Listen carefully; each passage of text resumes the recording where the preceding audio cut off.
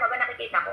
Chlorella, stevia, yung pampatamis niya, which is natural din, no? Maca-root, turmeric, acai berry, mango seed, grape seed extra, purple corn, upamera, goji berry, dragon fruit, cranberry, and sodium ascorbate. Ano ang nagagawa nito sa ating katawan? Sabi, nakakapagpa-boost. Tama ba? Pre, sorry ha, hindi ko medyo nakikita.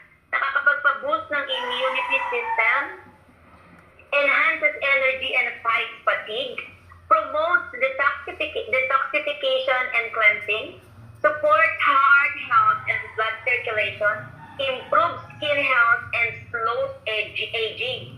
Kaya ako bilang teacher, patunay na patunay, lagi akong malat. Sa araw-araw na tinuturuan ko ang 7 section, 65 to 70 students per section, lagi akong malat. Ito lang ang iniinom ko. May boses ako sa pagtuturo, hindi ako losyang, maganda ako. Kaya kapatid, dyan, ito ang inumin mo.